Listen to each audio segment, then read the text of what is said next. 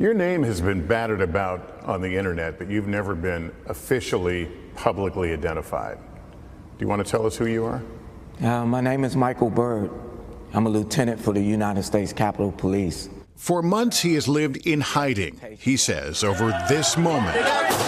His decision to use deadly force against a rioter as she climbed through a barricaded door that leads to the House chamber.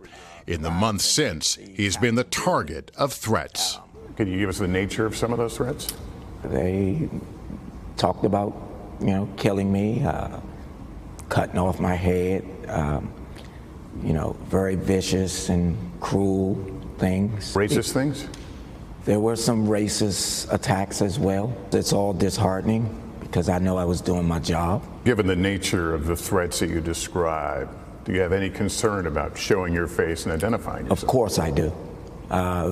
That is a very vital point, and it's something that is frightening. I believe I showed the utmost courage on January 6th, and it's time for me to do that now.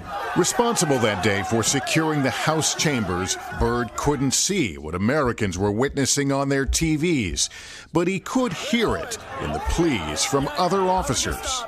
Were you afraid that day? I was very afraid. What are you hearing on your radio?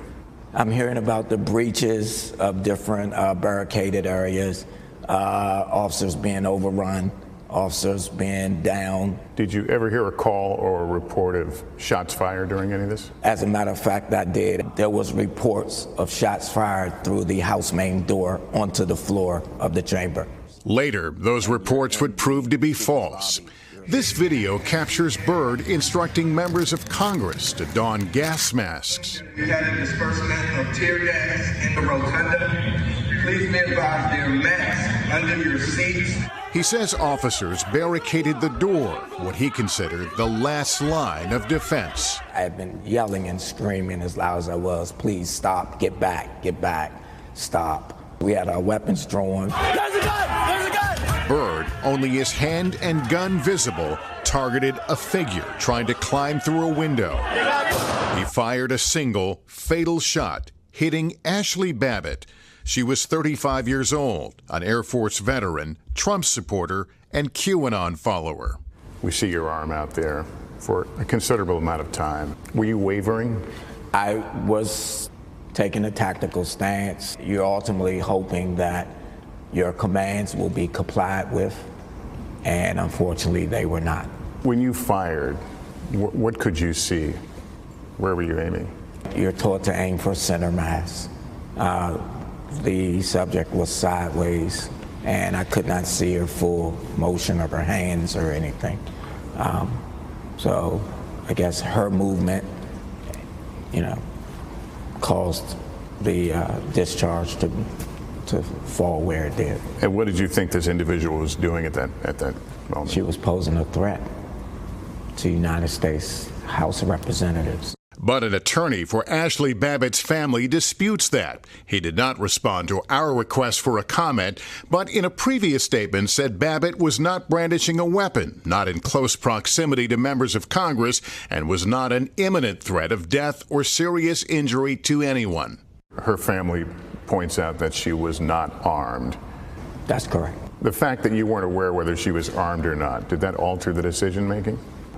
It did not. What should we make of the fact that there were other officers in other potentially life-threatening situations who didn't use their service weapons that day? I'm sure it was a terrifying situation. I can only control my reaction, my training, my level of expertise. That would be upon them to speak for themselves. Former President Trump has talked about you and this incident. He says she was murdered. What does it feel like to hear that from a former president? Well, it's disheartening.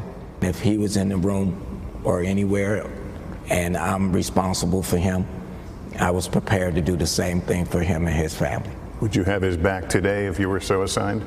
I sure would, because it's my job. As I said, your name has been on the internet for some time in an unofficial way. A lot of rumors, a lot of accusations, one of which is that you had some sort of political motive. You were a political operative. I do my job for Republican, for Democrat, for white, for black, red, blue, green.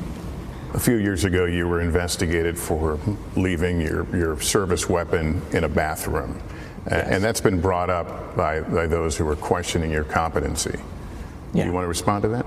Sure. It was a terrible mistake. I acknowledged it. I owned up to it.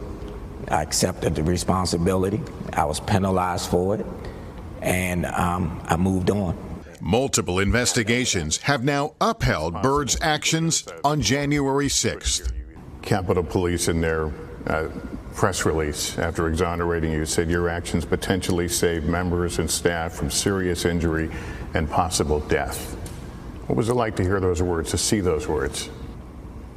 Those words meant a lot because that's exactly what I did on that day. That was my mission. That was what I prepared for. And it's rewarding and refreshing to hear that.